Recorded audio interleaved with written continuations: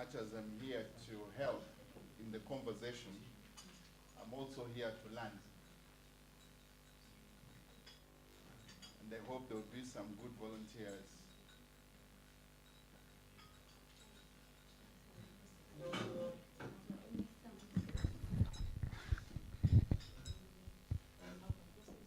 Okay. Good morning once again. You can already see that as you talk about rights, there are many ways of infringing upon rights. I was not very keen to hold this mic because it does not make me free. I have not come to make a speech. I have come to facilitate. I've come to facilitate a conversation.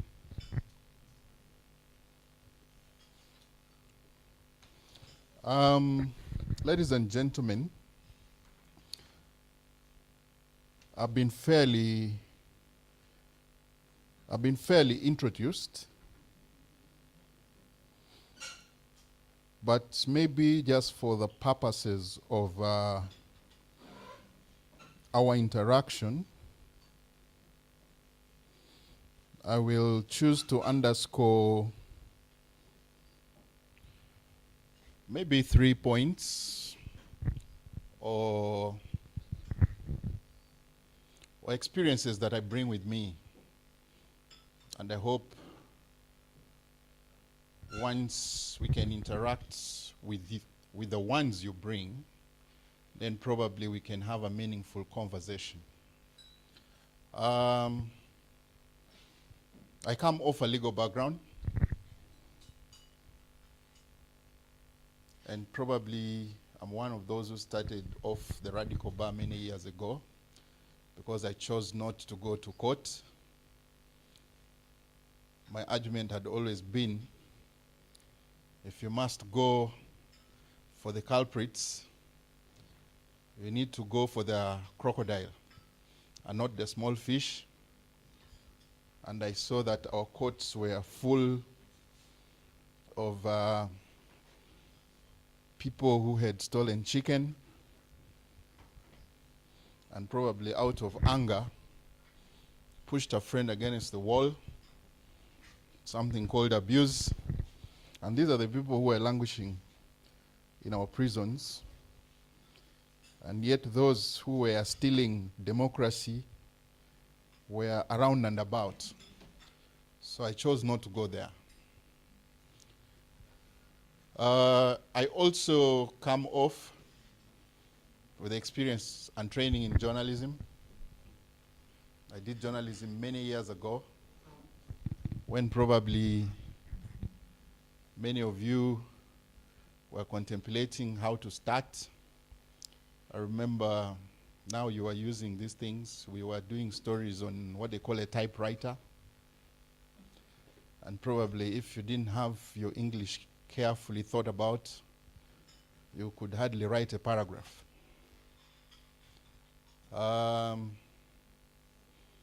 There's one stark experience in my journalism career that never leaves my mind. I covered the Northern conflict and the Sudan war in the mid-90s. And it is a story of technology, because all you had was your notebook, paper. There was no mineral water. I don't remember if there were water bottles, but since we were covering the war, we used to borrow that water bottle the army men would carry. Maybe that was the closest experience I had with a water bottle. I see a lot of fancy water bottles these days. They probably even make a fashion statement. And how many people know Gulu? Who has been to Gulu? Hey, everybody. I didn't know Gulu is a famous town. I know of somebody here who is a serious citizen there. And I was wondering whether that person knows that Gulu is thought about seriously in Kampala also like this. Yeah, so when it came to time to file this story, Of course, you'd write it offhand. And then you go to the post office. And at the post office at that time, there were only 2 lines. One line was dedicated to the army, specifically. The other line was for the public.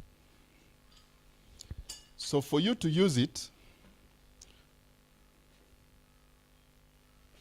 you'd have to book. You'd have to go in the morning and give a number and say, what's your name?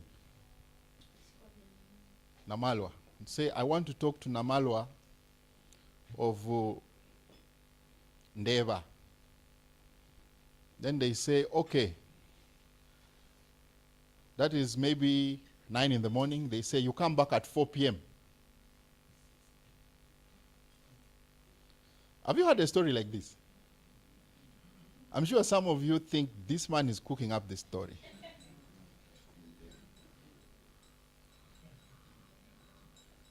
I wish I had a picture of, you are tech savvy. Just Google their pictures of old telephone lines and see what they look like. I'm sure you even don't know what they look like. So, then you come back at 4. So that's a difference of how many hours? 9 and 4 p.m.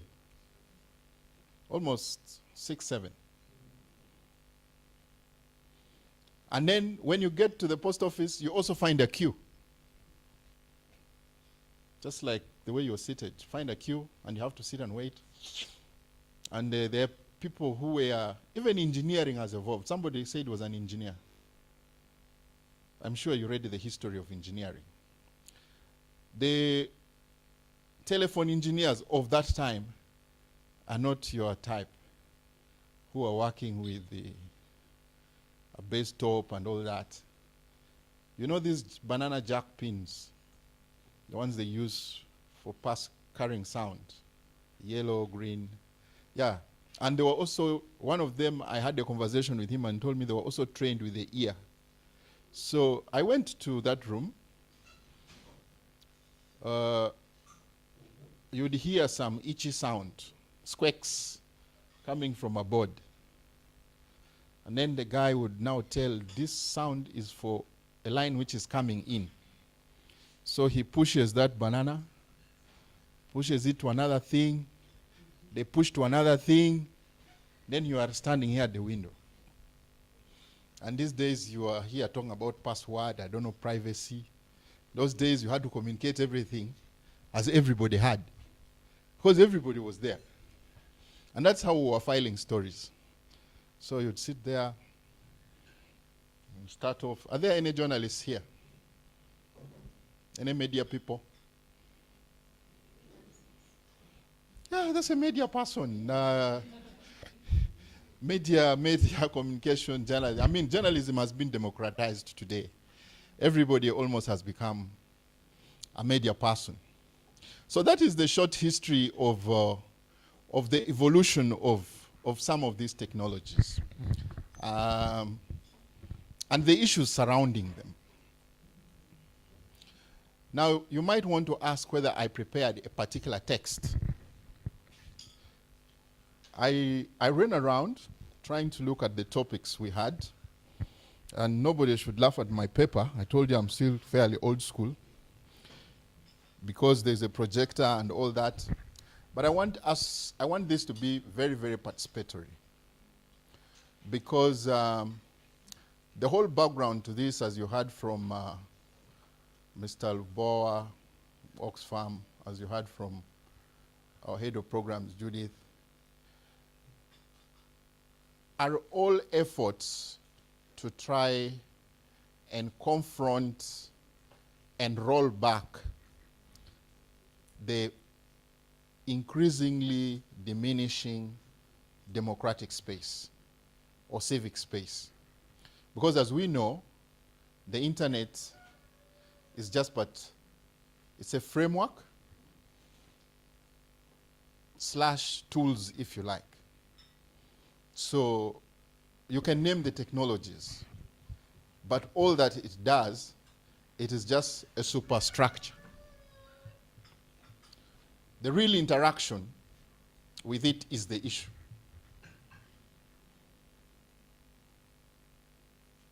So I'm here to try and lay down that conversation. And those who seem to be engaging with democracies around the world are beginning to realize more and more that probably the more you come to platforms like this, the more you learn from each other how to survive and maneuver. Because we're talking about human rights, and we're talking about how to be able to exist within this ecosystem. The issues of safety, the issues of ethics, because you know, once you talk about rights, the next thing you talk about are rights move with what? Who is that one? Yeah. Rights move with obligations or responsibilities. Sure. So that forms that conversation, and it's a unique conversation. And how each of your institutions, because you are all confronted with this day by day. I had somebody ably talk about advocacy processes. And advocacy, if you have even tried to be to whether it's a training you did or it's a class you did, you'll find that it is almost something that is neither here nor there. There are only specific principles around it. One, what's the issue?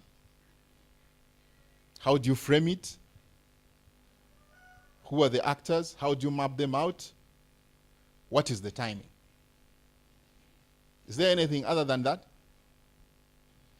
And these are things we are doing almost on a daily basis. But the challenge is, or the biggest challenge is that we're not having enough conversation amongst ourselves. And that is what I want us to do. So we're going to start off this way. I have framed some questions that I think are the questions that we need to respond to. After that, I'm going to break you up in little ad hoc groups, because I've not brought any textbook knowledge here. I just want us to refine, resharpen, and rededicate our thinking around that subject, human rights, technologies. Awareness is very important. And many times, many of us who say we make people aware, we are actually not aware ourselves. You see, so that's the kind of conversation we're going to have. Let me start with my good friend. It's nice to come to a hall where you know people. You write this first question.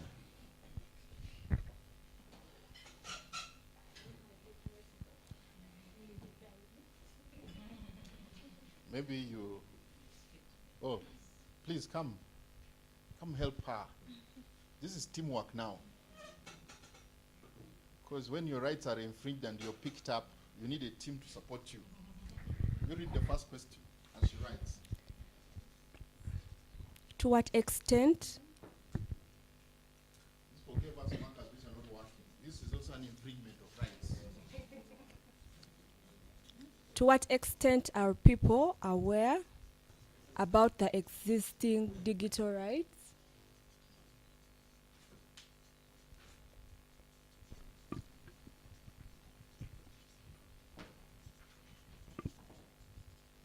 And internet governance in Uganda. Internet governance.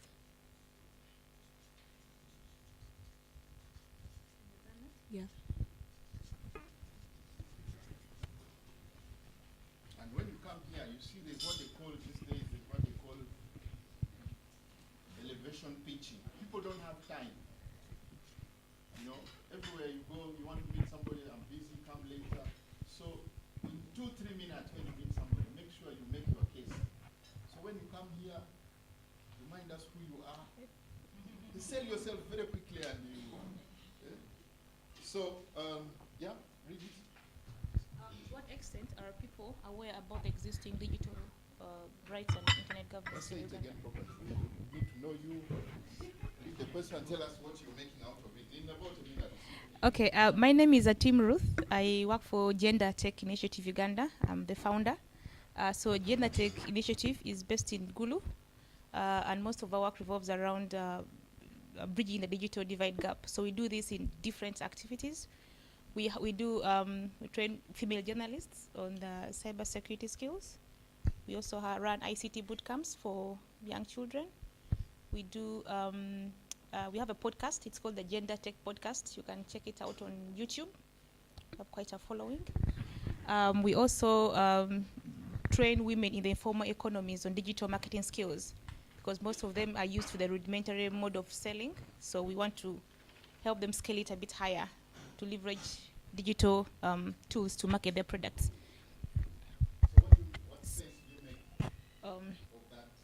Okay, basing on my background and the people that I work with, I would say most of them, I would say on a scale of 1 to 10, I would say 4 have knowledge about the existing digital rights and internet governance in Uganda. That is partly because they have not been exposed to such information.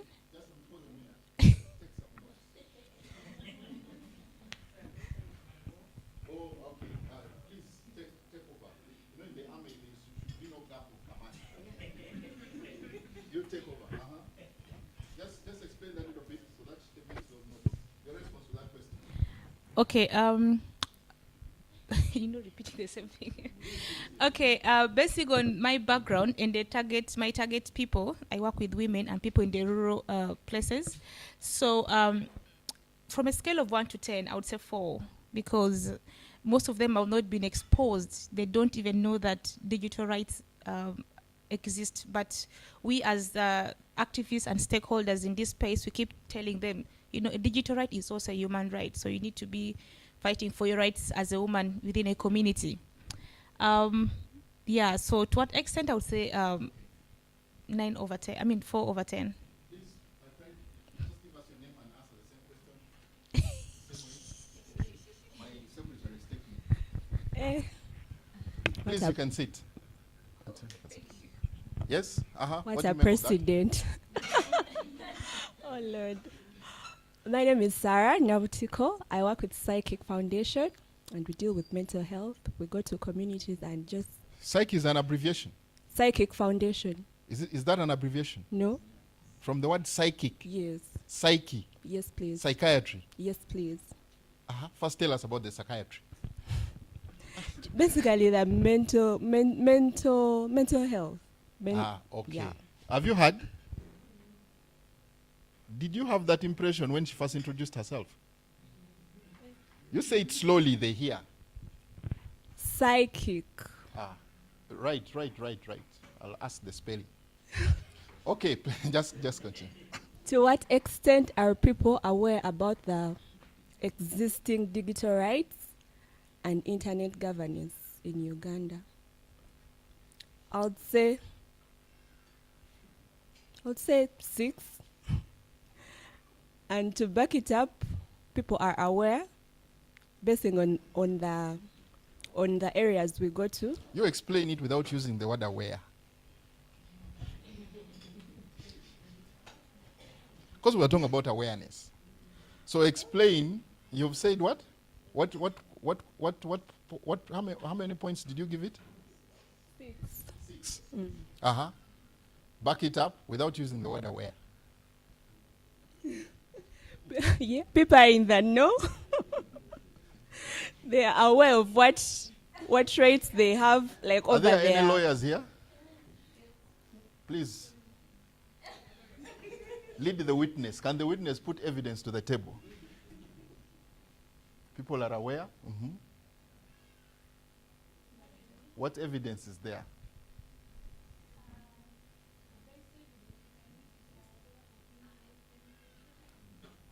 you've been helped.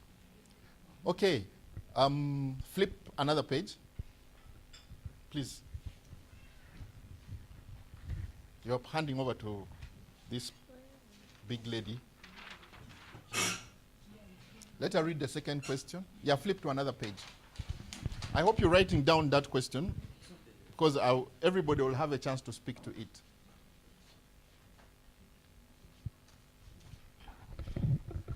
You are writing.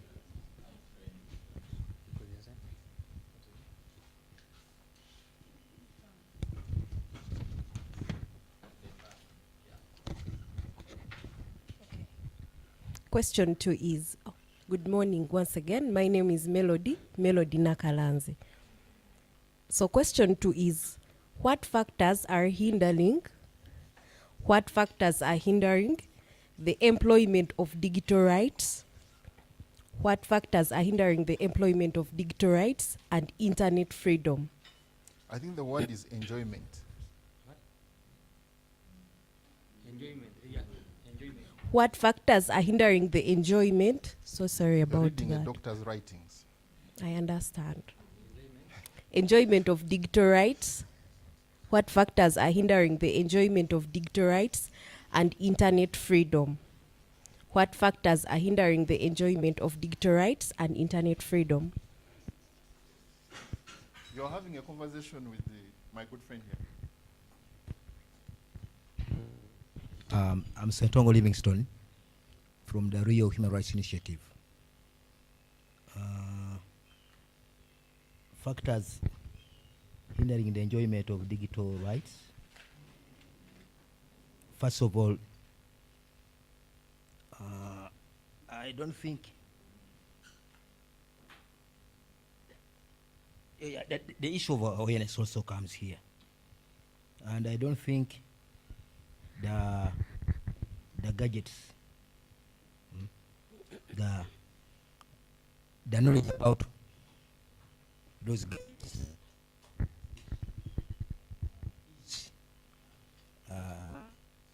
penetration to the digital what? The digital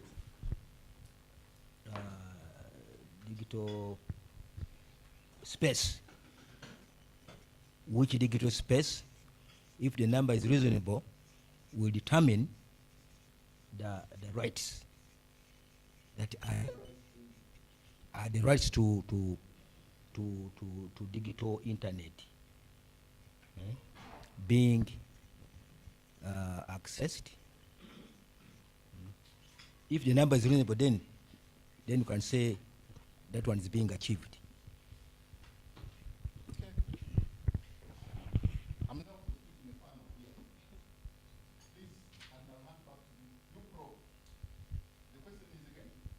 What factors are hindering the enjoyment of digital rights and internet freedom?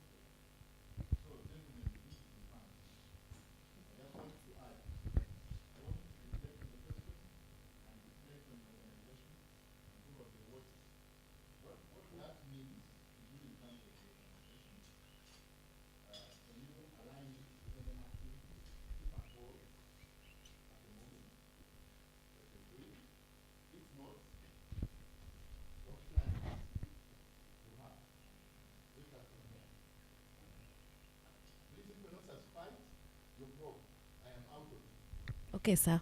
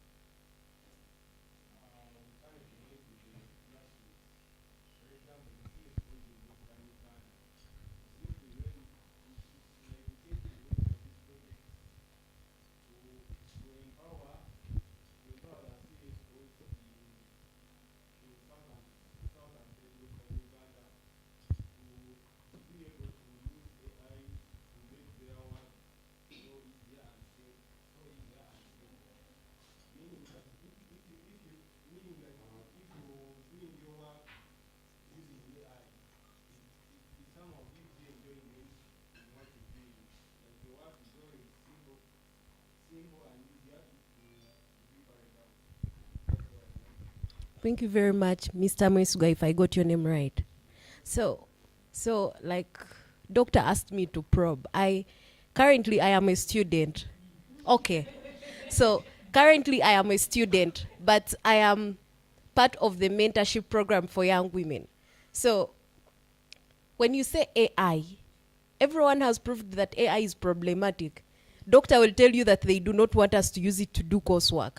So what then happens when you're implementing it somewhere up country? Like how do you try to address some of those controversies that come up at the end of the day?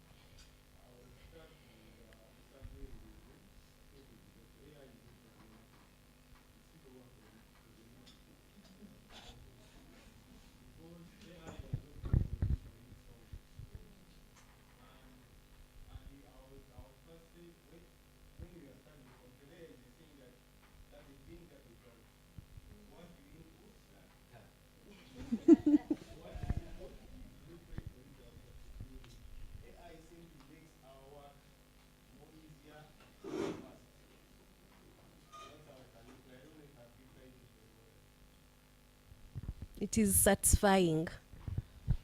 Okay. Doctor, are we asking any other person?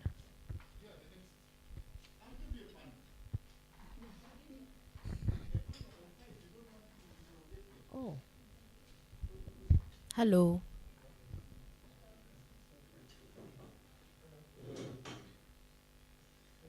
I think you can project your voice. We will be able to hear you.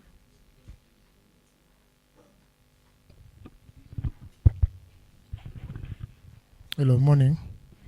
Morning. I'm Joseph Orende from Afik. For me, I have only one point here I can give.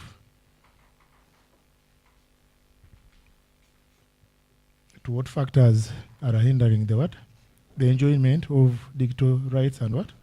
Internet freedom. I can say there is limited knowledge about digital awareness rights.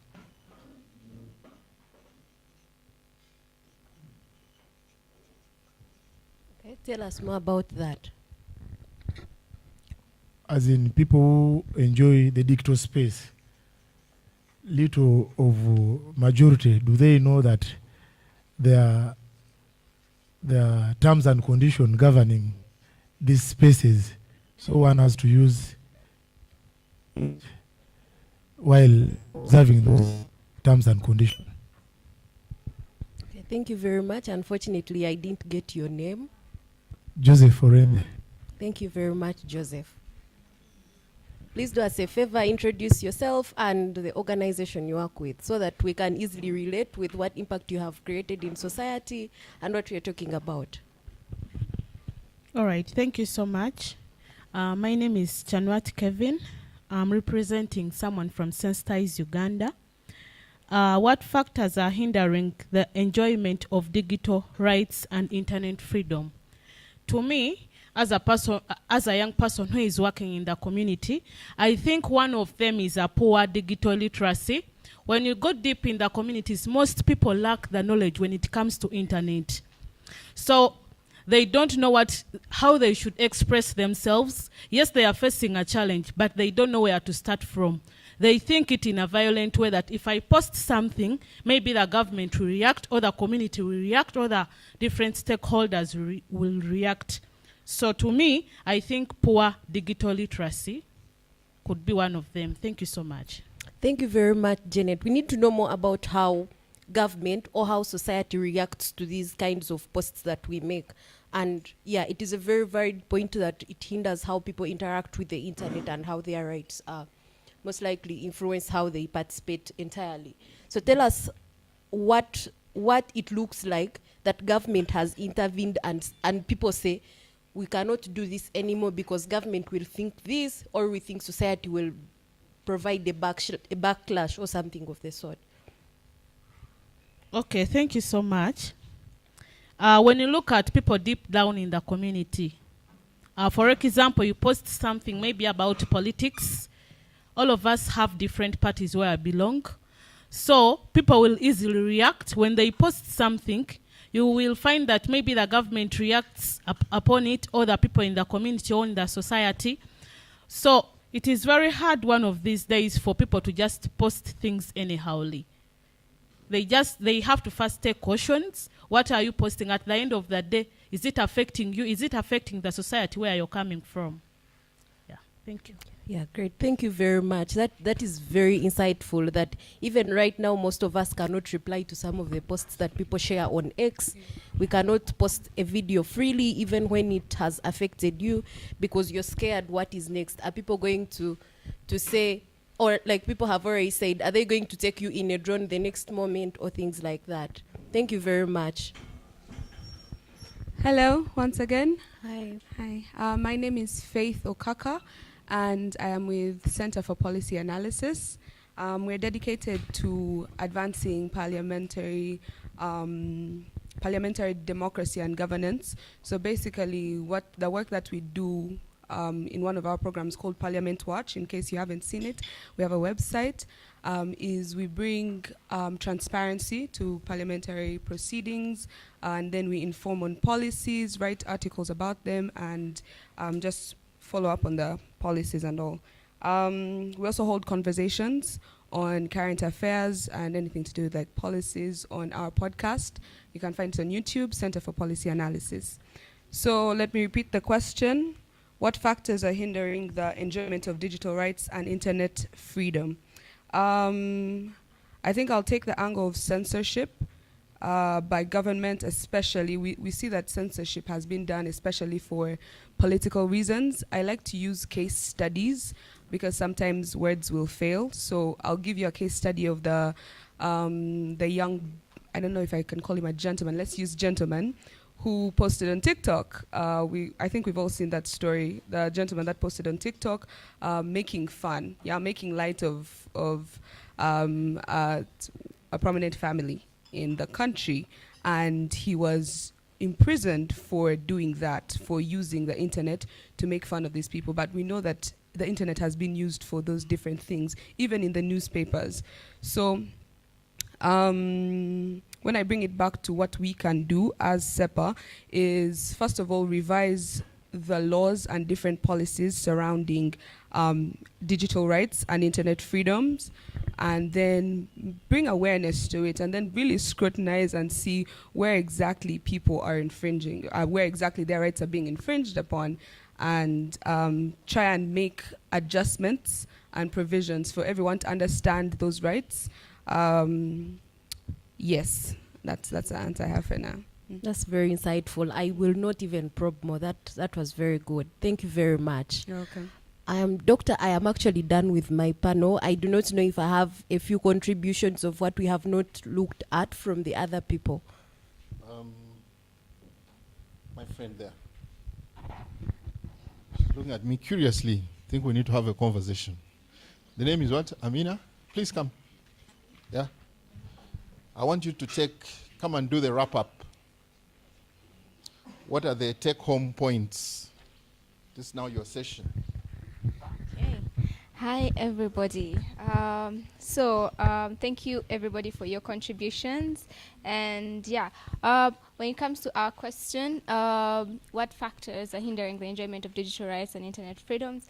We've heard from the different people who asked questions, and everybody had something to say. We've heard about censorship, government censorship, because everything you post online is now monitored, and people are afraid to enjoy their digital rights, specifically because you're worried about how the government's going to take it and whether or not you'll come back home that day. Yeah. Also, while we're still talking about censorship, I'd like to remind everyone that we are living in a country where Facebook is still blocked and banned. So that is one of the most, extreme examples of censorship. Yeah.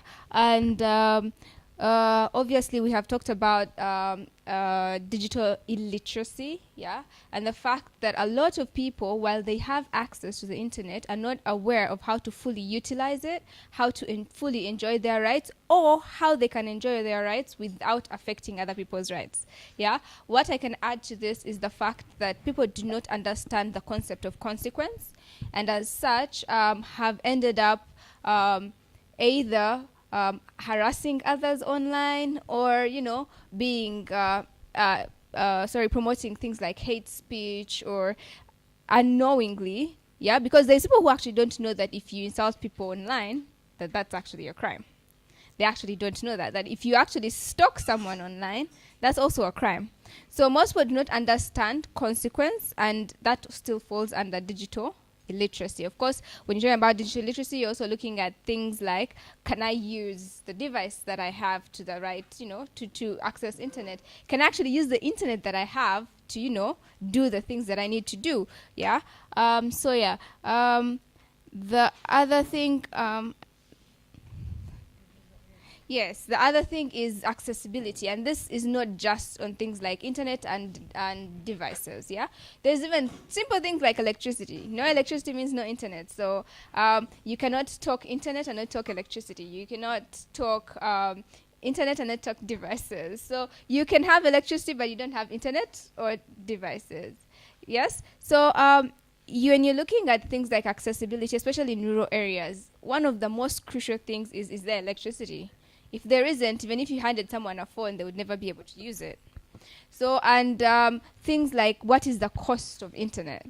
Can someone in a rural area actually afford the cost of internet to be able to access it? So when you're looking at accessibility, these are all things that you take note of, because nothing is an island, nothing works on its own. They are highly connected, and as such, you have to look at all of these things and make sure you balance them to make sure that everybody can access internet, especially in the rural areas. Thank you. Of hand clap for my dedicated team. My third area of conversation, which I'm going to read out, but request that we carry it forward and then come back to it a little later, it reads as so. What recommendations are key for policy formulation and review for digital rights and enjoyment? What recommendations are key for policy formulation and review for digital rights and enjoyment? Maybe just to expound a little bit on the question, I read it once more. Am I fast? What recommendations are key for policy formulation and review for digital rights enjoyment? So we looked at the extent of awareness, and we have an idea of what it is. And I was very happy with the speakers in the sense that they already are trying to frame their arguments or points in a framework that we call evidence-based. And probably this is the only area I would just want to add on and could be a take-home, that when we talk about advocacy, it is very crucial that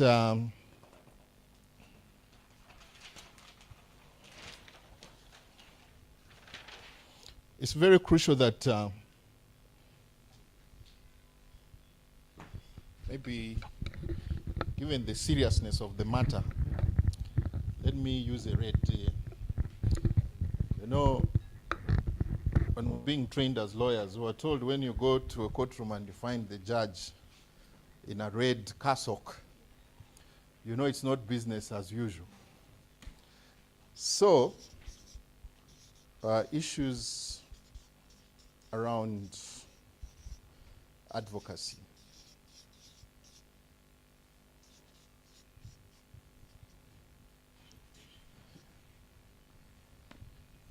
So, what is the issue? Framing the issue.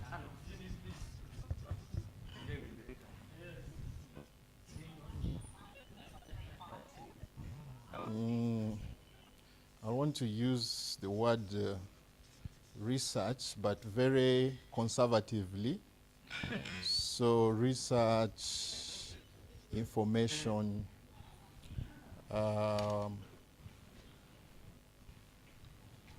contexts,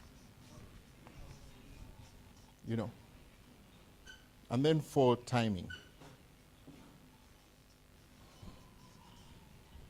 I want to discuss the last two, most importantly. Because you see, we are talking about rights, digital rights here. And anybody that has followed issues around rights or human rights, I'm trying to avoid the word human rights,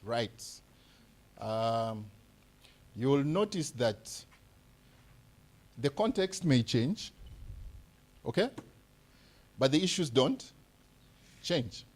Because if you talk about inalienable rights like the right to life, it remains the right to life. So whether you came into confrontation with the law over contravening a particular digital issue, the manner in which you are treated, probably to trial, if you're lucky to be tried at all.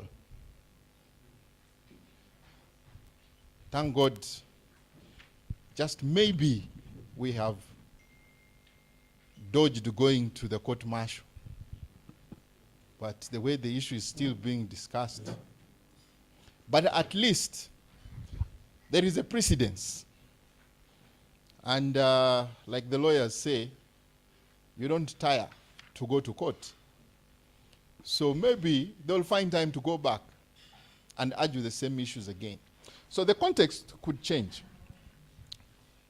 And contexts change. Contexts are ever shifting. And that's very important to understand context. So when you are talking about digital rights, and this is one question I was asking myself, okay, so how different are digital rights from the other rights? We were talking about the issue of awareness. Let me just ask, where do you find, and the lawyers or those trained in law, please abstain from my question, because I will consider it plagiarism, because you already know the issue. Let the other people, let me have a conversation with the other people. Where do you find the Bill of Rights in our Constitution? But is there anybody with a copy of the Constitution?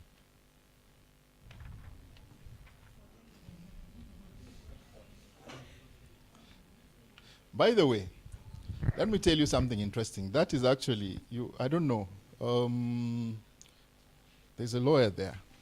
You see, it's very interesting. If you go to if you go online, there's even another one here, I think. When you go online, there are so many versions of the Constitution, okay? But when you see, law is strict and factual. If you're talking about the Constitution, you should be using the Constitution that was gazetted. I am not sure, by the way, if I seriously think about it, maybe less than half of you have touched the gazetted Constitution. Who has touched the gazetted Constitution? What does it look like? It's just black.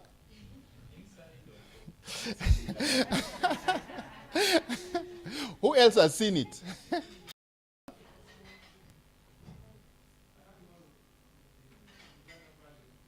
Luganda.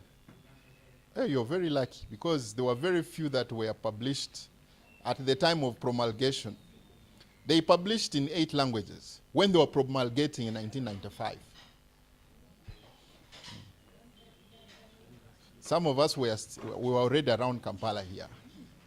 So we were lucky. So anyway, the point I'm trying to make is that let's be careful, and I think this is the important thing about awareness. It is, yes, there are versions of the Constitution on the net. But we need to be careful that we are citing the right Constitution. So you need, and the only places that you can make inference to that and assure awareness. Where are they? I don't want you to answer. Hey, my sister, the way you are dodging my eyes, let me stand like the lady in blue. Give her a microphone. We talk about the Constitution. So, you need to be sure that you are citing the right Constitution. There are many versions. There are even popular versions. So, my friend, where do you find... No. The other one performed. The other one I'm just waiting to give a medal. The name? I'm Dina. Huh? Bina. D? You have a conversation with my sister here. Are you done with the phone? Oh, yes, very good. Where do you get the bill of Hi, Dina. Hello. Educate us. So where is the gazetted constitution located in Uganda? I know it's more than one place. So what are the possible places you can get them?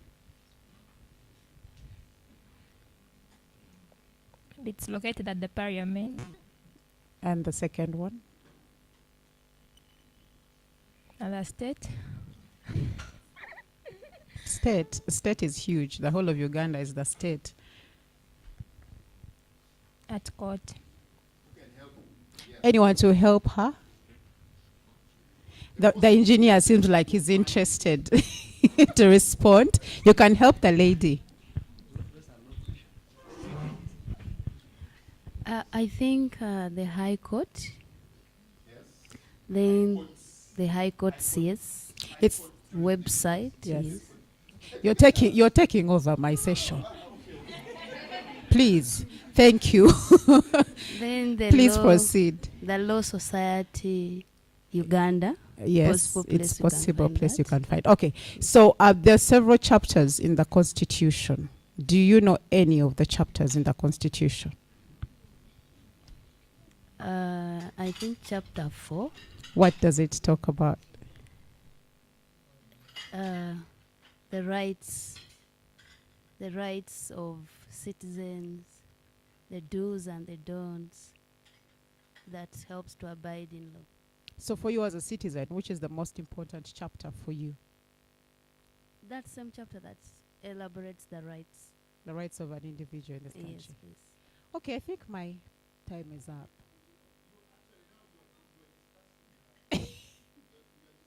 What is the objective of this?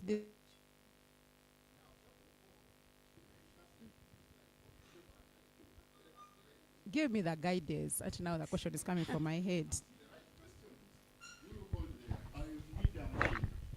Hey, my good friend. One wearing a shirt like mine.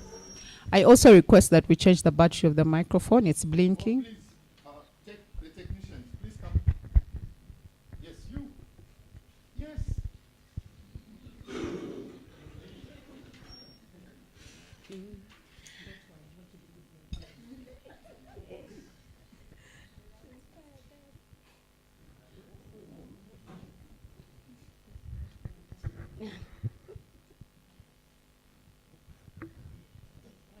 So now we are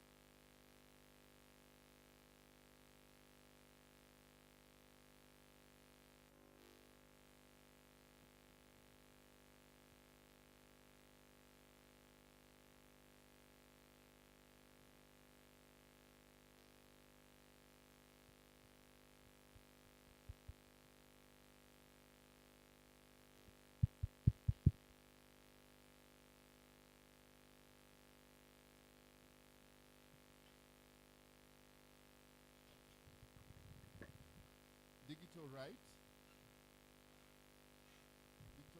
to internet access and affordability, foster universal and equal access to the internet, including fair and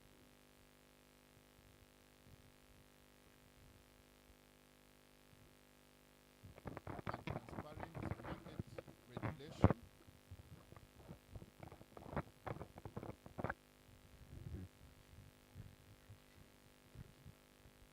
Market regulation, comma,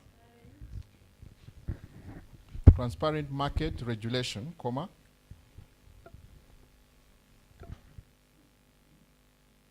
universal service requirements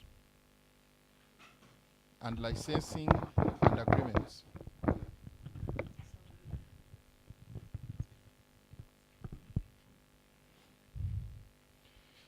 Transparent market regulation, universal service requirements and licensing agreements.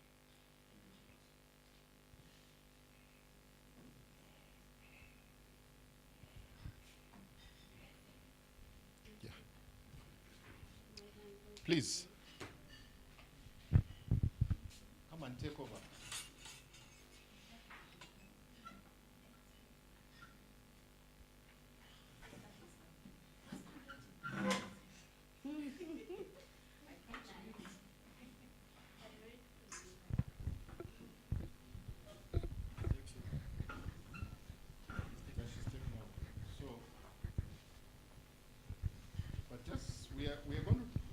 The discussion we're having next, we are now trying to delve into the issues. But I first wanted us to sort of just situate the environment. Because when you talk about constitutions, the question is, what is it? What is the right constitution? Because we're talking about awareness. Do we even know what constitution? The lawyers are here, they will help us. How do you actually cite this constitution? Maybe a quick brief in the history of the constitutions we've had. Then we go into this question of ours. This question now would lead us into some of the bottlenecks that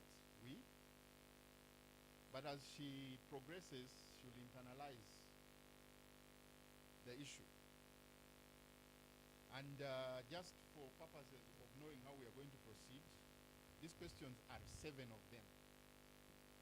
So let me see. Our target is 1.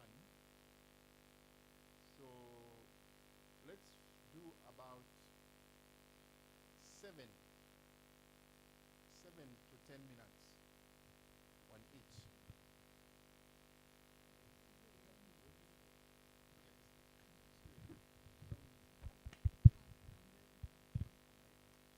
So Ivan will be my co-facilitator. Am I loud and clear? Okay, so my name is Naima Issa Sebi. For those who are not here, when I introduce myself, I'm a Muslim Pan-African feminist lawyer, an advocate of the High Court, an advocate of women's rights, and I'm here to learn and relearn. So digital space is a new space for me. Since I wasn't born in the digital era, don't calculate my age, and I'm honored to facilitate this session. So we have started the conversation with the Constitution of Uganda. How many of you know that Uganda is a constitutional state, by show of hands?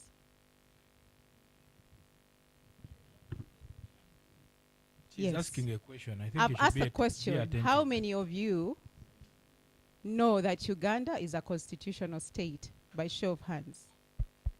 So the rest of us don't know. So those who don't believe it's a constitutional state, by show of hands, please. Yes, who don't believe? Oh, see your hands. Kindly be firm in your response. Be firm. Okay, so Ivan, I'm going to ask you to go to that gentleman in blue. I hate referring In people blue? to their outfits. Okay. But because I'm not good at names, you just go in the center. Which gentleman in blue? The one with a tie and a stripe that is red. Okay. Yes.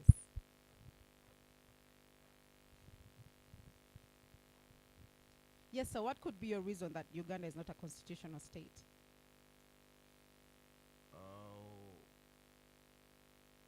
What the constitution was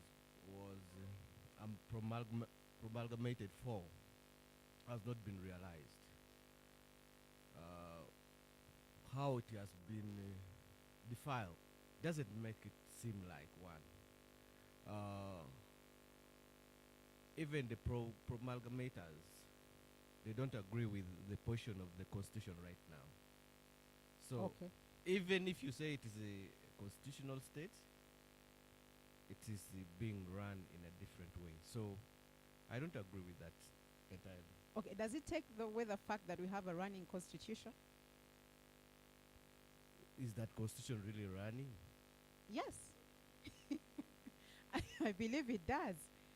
Are you asking a question or Or are you responding to the question? oh, you are responding to the question? Does it take away the fact that we have a running constitution? No. So that means we still have a running constitution in this country, yes? I'm sorry, it's like I'm doing a quote session of yes or no. Yeah, you are doing a concession indeed, but to the basic common citizen down there, you will agree with me. You have a paper, but you don't have a constitution. Thank you. Okay, that is a strong statement. That is Okay. his reply. Can we have someone else? There's a quote, a number of hands. There's a There's gentleman in the number corner. of hands around here. Which They're pointing fingers. They don't want So to the say. hands have faded. Okay, we have one here. Yeah. Yes, what's your take? Yes, it's true. The constitution exists. It was written, and it stands to be effected. However, I think there are a lot of things to be desired in it. That, especially, it goes to a certain angle for a certain group of people, and to a certain angle for a certain group of people. That's the reason why many people think it's not there. Okay, so that's going to bring me to another question. How many of us as citizens in this country know the provisions of the Constitution?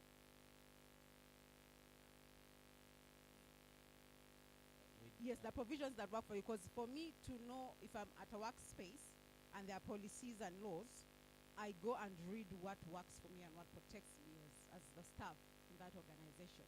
So you as a citizen of this country, how many articles, or let's say the provisions of the Constitution, do you know that work for you?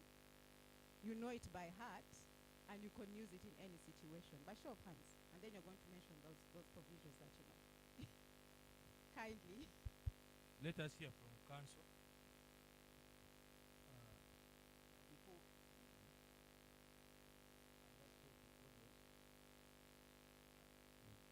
Uganda suffering. I mean, the constitution has suffered. Who are made that system of the term limit and all the age limit. That does not make us believe that we don't have a running constitution. It's there. Now, back to that question, one of the provisions is about how regularly shall Uganda conduct fair, free elections. Every after 20 years. And we are doing it. As I talk now, we are preparing for the realization. And whether it is free and fair, that is a conversation for another day. But the fact that we know that provision is there and we adhere to it, that is one of the provisions we use. Yes, there was a hand at the back. Yes. Ivan? For me, I know the freedom of expression. Freedom of expression, that's Article 41. Freedom of expression and freedom of association. I know it very well. I'm free to speak, even though there are some hindrances, but I'm free to speak. Thank you. The gentleman knows his The freedom. gentleman is free to speak. Yes, there's a gentleman next to Amina. Yeah, did you see another Yasmin. hand around here? Shame on me. There's a gentleman next to Yasmin. Which then? Here, there's a gentleman next to Yasmin. Okay. Yes. Thank you you very much.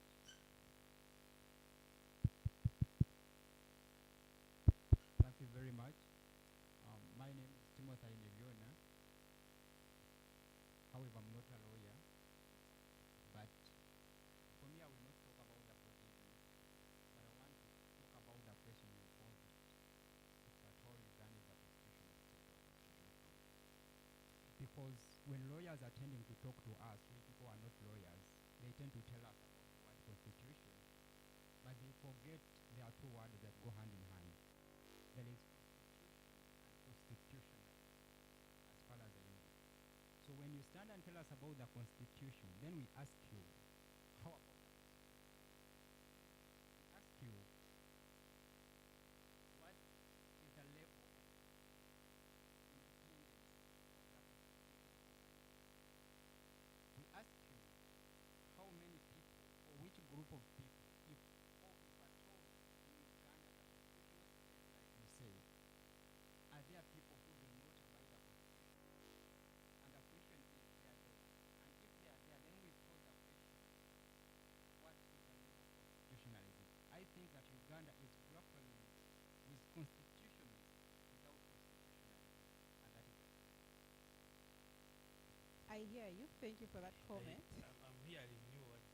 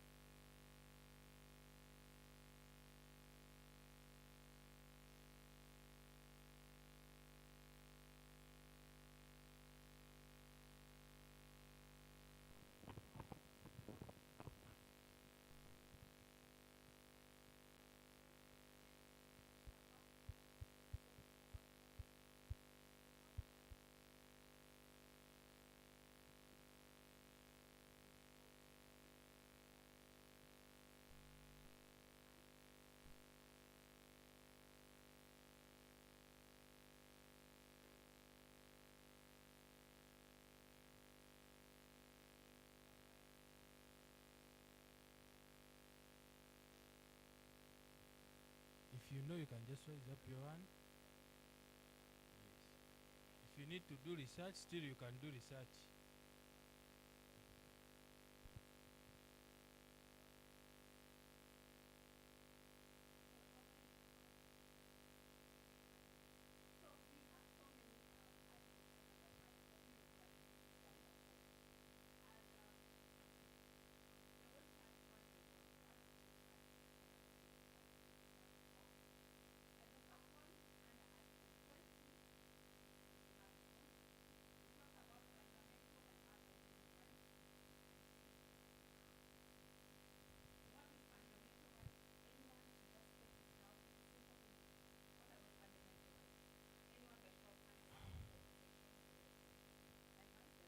Yes, please.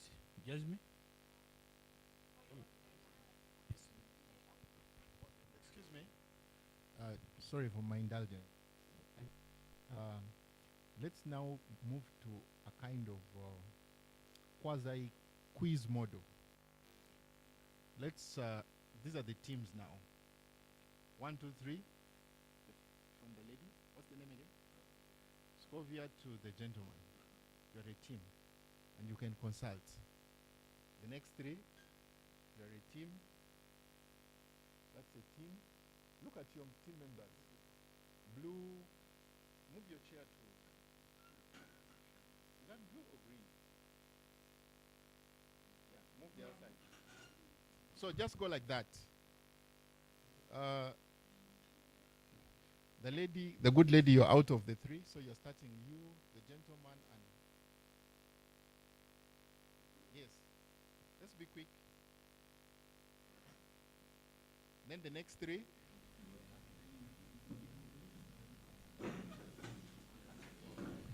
Then you, yes. The next two next to you. What's the next team there? Then there's these three. Then there's the three of us. And I'll be a passive participant. Then there is the three of you. And after at every sub rotation we shall change. So let's start.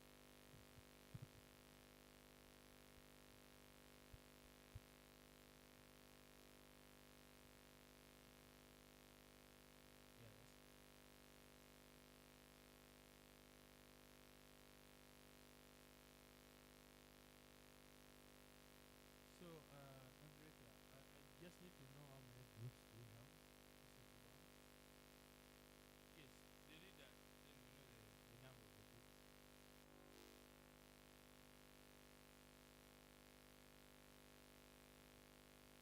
Please raise up the leaders. I count. I want to know the number. 1, 2. Yes, the leaders of the groups.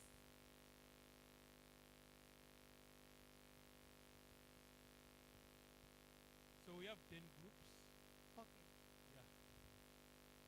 Yes, we are going to identify the articles that we think refer to this.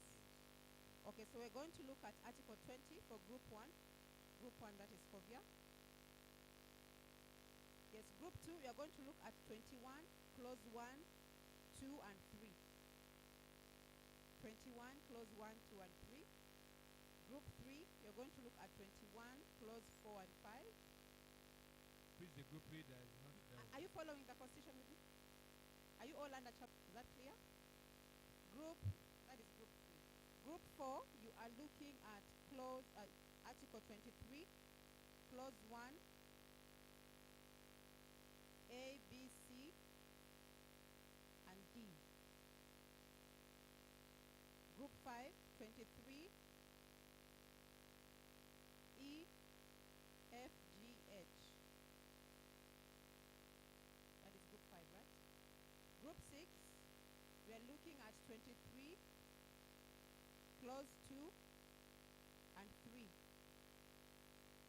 Group 7, 23, Clause 4, and 5.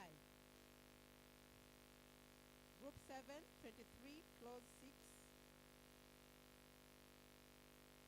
Group 8, 23, Clause 7, 8, and 9. That is 8, right? Yeah, that's it. Group 9, you're going to look at Article 24.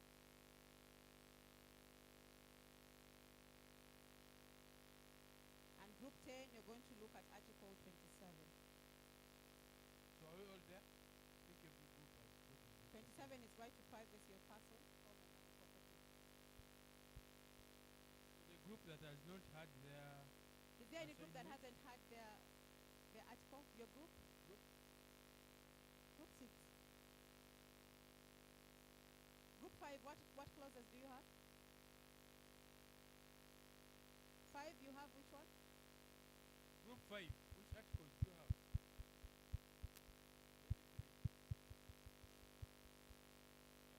23? We are here again. Please. 23. Then 6, you're supposed to have 23, Clause 2 and 3. Is that okay?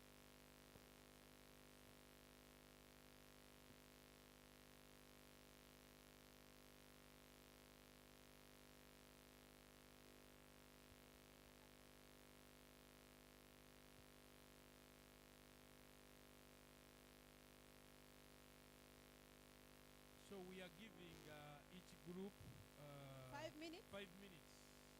then you have one person to present for your group. 5 minutes and you have one person to present. Kindly link it to the digital, the right to digital. Exactly. Yeah, digital rights and yeah. internet access.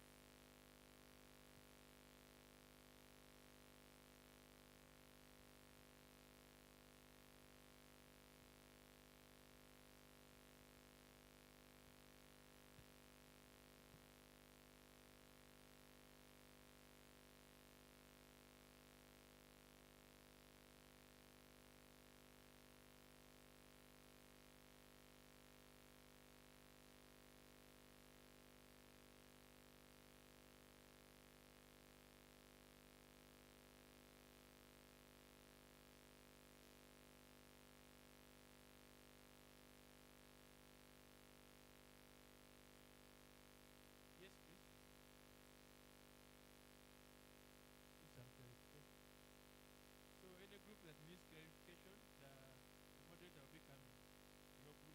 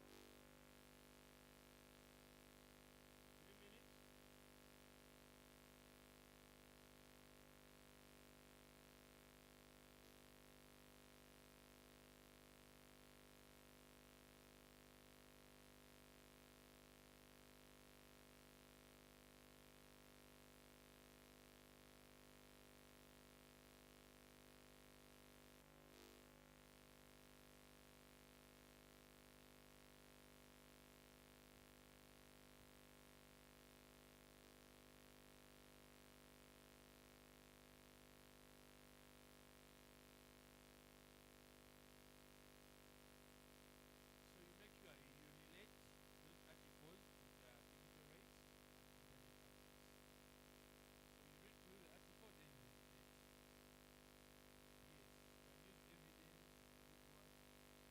So we just want to see it coming out.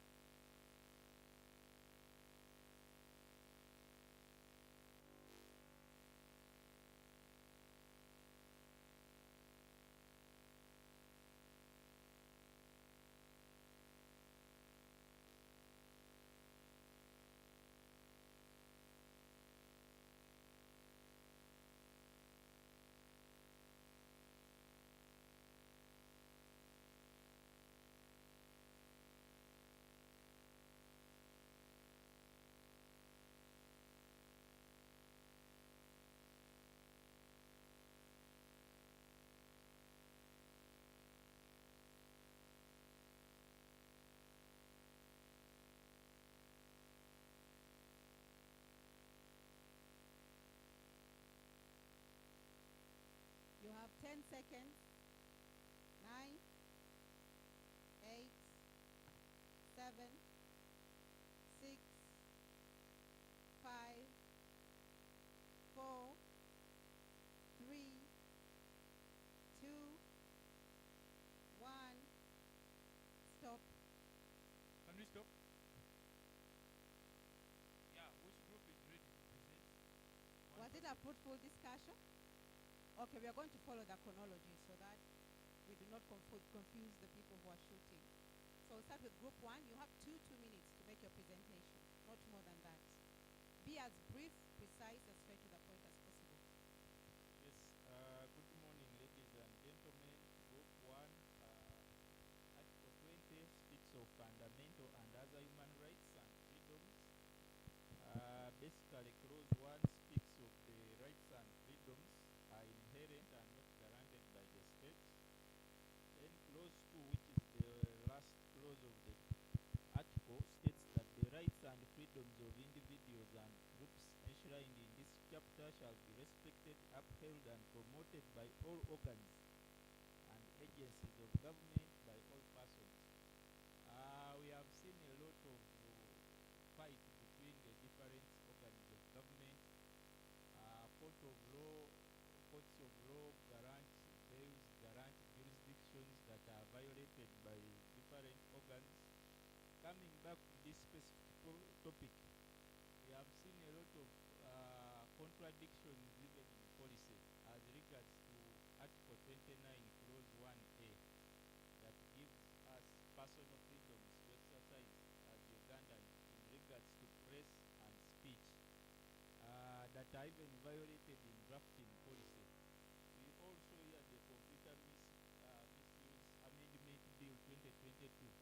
It was contravening certain articles that promote rights and freedoms of Ugandans. We have also seen that the National ICT Policy Framework itself, it does empower freedoms and rights, but it is rather shy about seeing that. Okay, time is up. Thank you very much.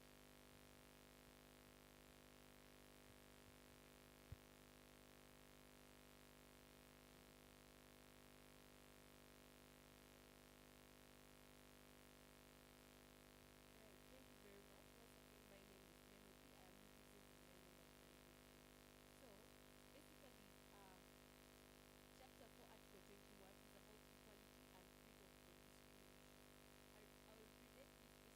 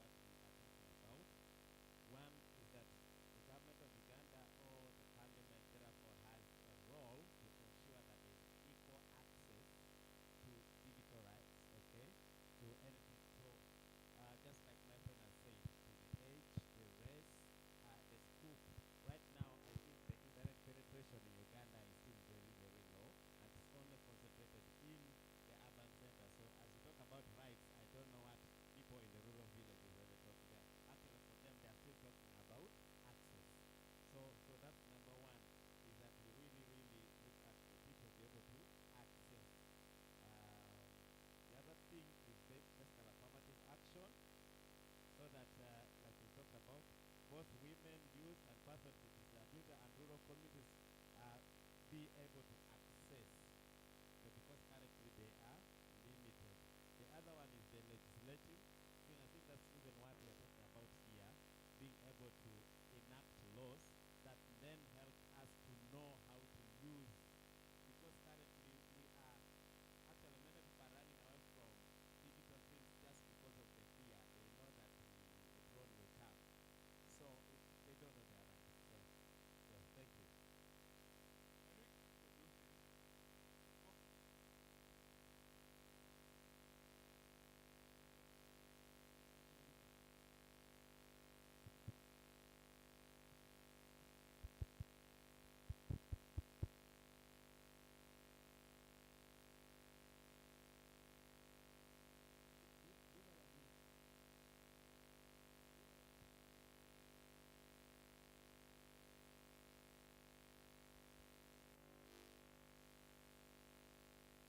B, C, and D, but in a nutshell,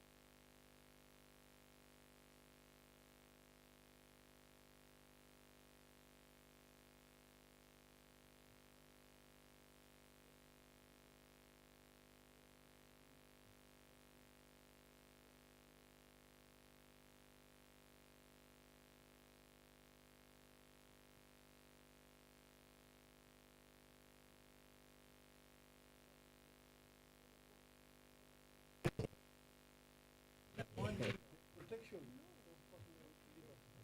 When you look at the provisions